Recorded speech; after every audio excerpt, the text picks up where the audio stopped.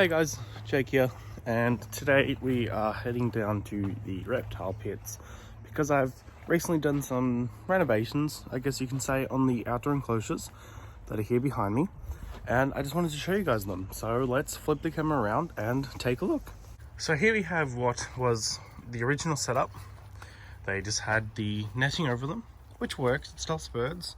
You can see the lizards can still get out and bask. There they go. So it still works, but it doesn't look that great, and you can't really see it through that well. This is the new setup. It has trimming, so you can actually lean on it and look into the pits, unlike before where it was pretty much leaning on the corrugated iron, which didn't feel too great for the skin.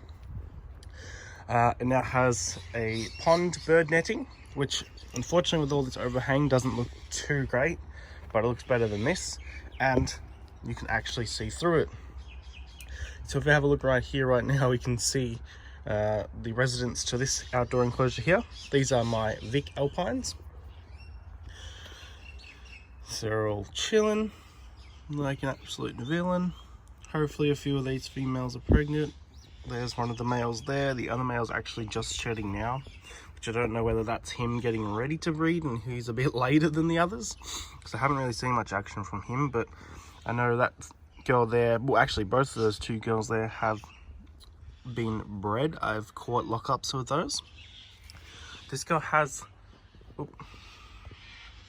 that girl there has mating scars, but I haven't actually seen it, and she's obviously, you can see there, she's flattened out quite a bit.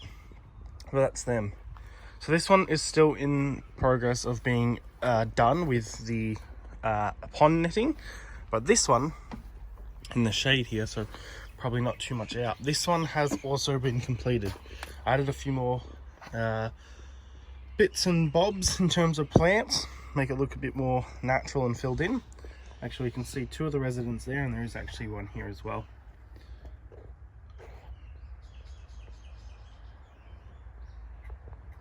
This pit is my Tasmanian locality blotched blue tongues.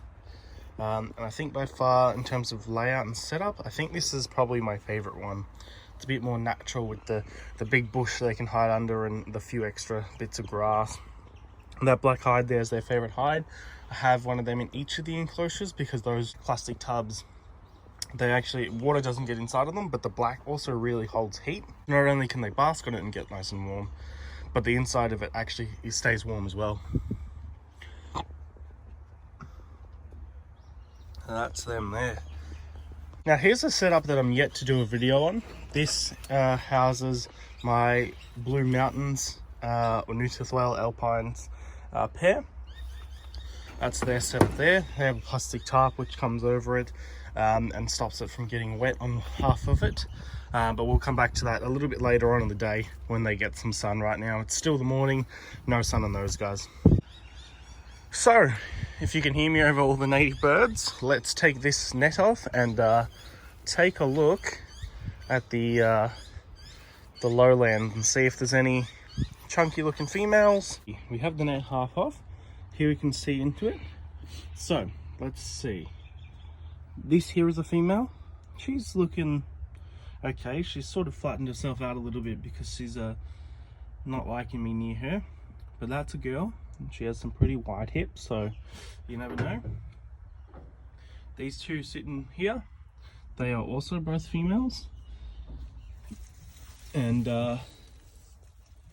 yeah, same sort of thing. They're fairly chunky. It's still early days for these guys. These guys won't be giving birth until sort of around March next year, so it's still probably too early to tell whether they are gravid or not. We've got a few. There's the skink. All the other easterns are no longer in here. They've all been moved into the aviary with the water dragons.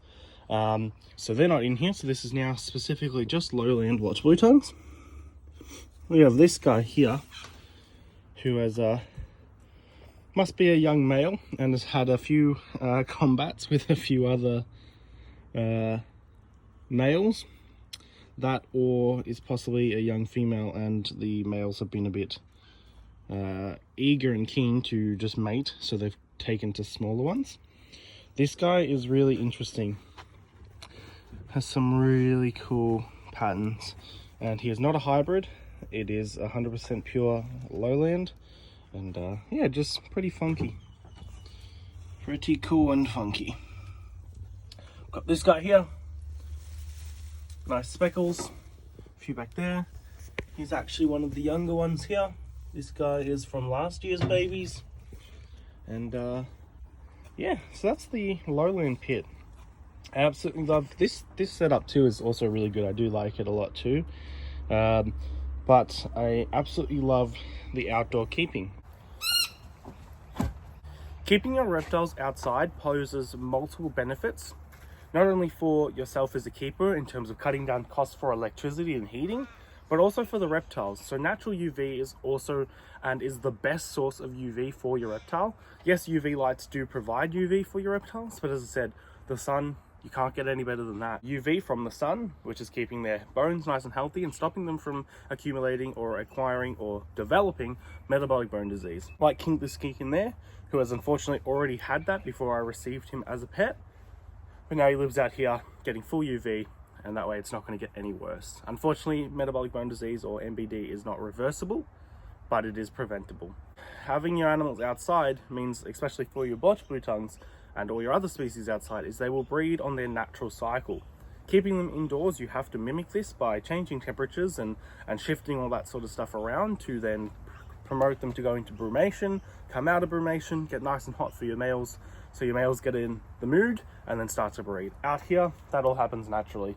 They go through winter, they come into spring, the weather starts to warm up, the males start to go into their sheds, and then it comes into the nice weathers of summer and spring, and then the males are going to get into the mood and then start finding their females and breeding with the females.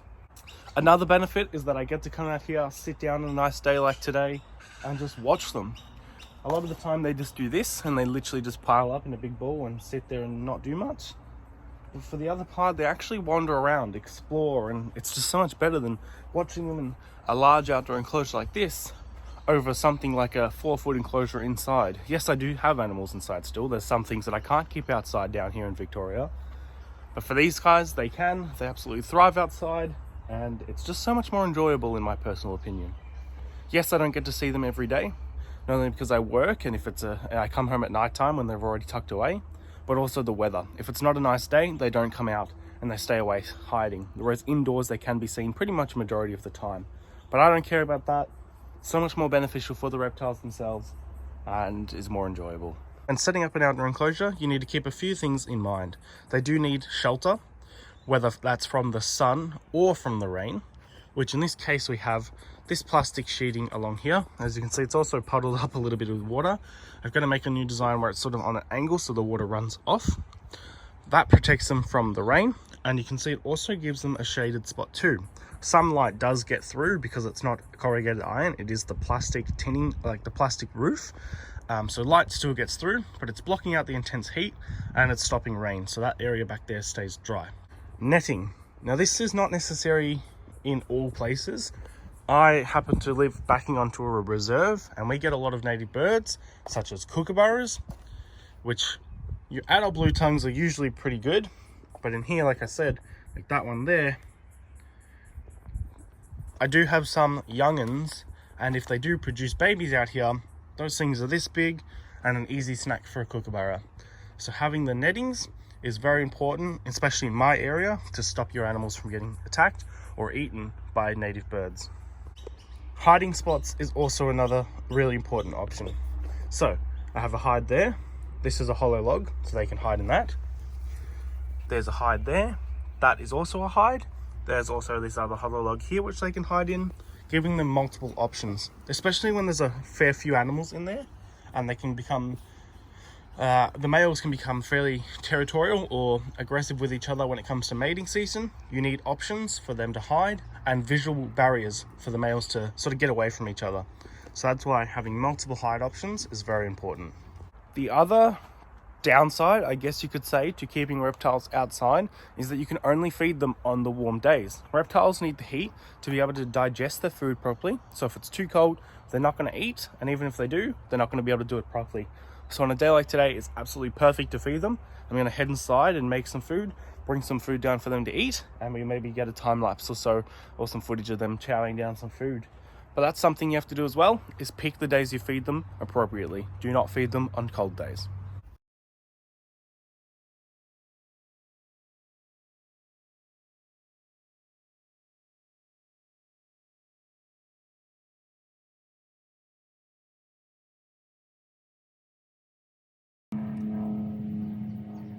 Alrighty, so it's now 2 o'clock, which means down here now, the sun is going back up behind these trees behind me, which means now that the lizards are not getting much sun anymore.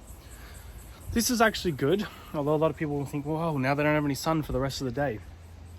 The sun gets really hot towards that sort of 2 o'clock or afternoon period. So they get nice morning sun where it's still a bit more mild, it's still warm, but it's not as hot. And then they get shade for the rest of the day as well, making sure that they're not overheating. You can see they're still out. A few of them are still out. This pen, I'll turn it around so you guys can have a look. The one with the net covering over it still gets a little bit of sun here in the morning. So there we have one of the little guys. There's another one. There's actually King the Skink.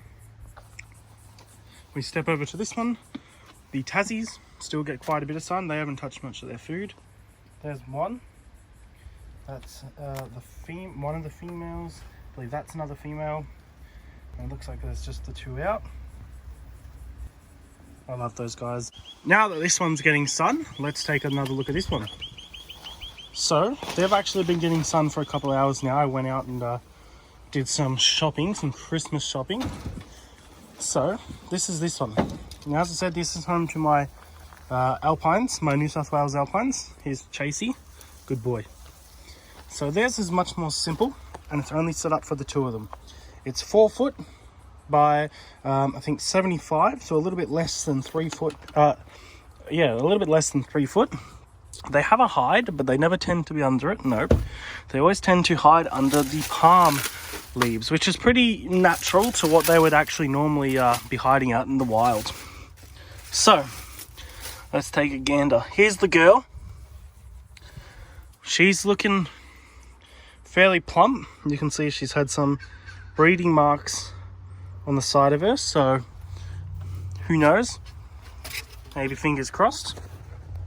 And here we have the male. Here he is. So not the most impressive specimens. They don't have all that super high orange or anything like that like you can get, but they're still quite nice, and hopefully will produce some pretty nice offspring as well. I can't wait. I do have what I think Cooper's suspecting to be a pair of really nice Blue Mountains alpines as well, and that's Coop's Reptiles. Make sure you go check him out if you don't already. There we have the male again. Off he goes. But yeah, that's another super setup, a super easy setup. This is literally an old garden bed. Well, actually there's 3 stacked on each other, just like that, just stacked, pegged into the ground. Ground's flat, and there's stone laid down underneath so they can't dig out. There's actually wire, then stone, so there's no way they can dig out. A few plants. There's a couple different hide options, obviously under the leaves, under this log, under this, and in the actual hide itself. Water, food, 2 rocks for basking. Obviously they can bask on the log, they can bask on this, they can bask on there, and super simple. Only thing is the lid's a bit sketchy. I got to make another one, and there's this huge missing piece here, which I actually just put this over for now. They can't climb up the wall to get out, and this also then provides them with a shaded section of the cage as well. So that's another super simple outdoor setup. So I have no idea what I'm going to call this video. I've done a lot of these videos where we just basically check out and have a look at the pits again. But I just wanted to quickly do an update on the new lids, how they look, and I can say that I definitely like the look. Now that we've finally got this screwed in place, it's good too to give them shade. And yeah, I'm so much happy with it. Can't wait to do this last one. I can actually do that right now, but I just am not. I'm doing this video instead, so... yeah, that's essentially it, guys. Thank you so much for watching, like always. Hopefully the sirens in the background aren't too loud. But anyway, guys, thank you for watching. As always, I really appreciate it, and I'll catch you guys in the next one.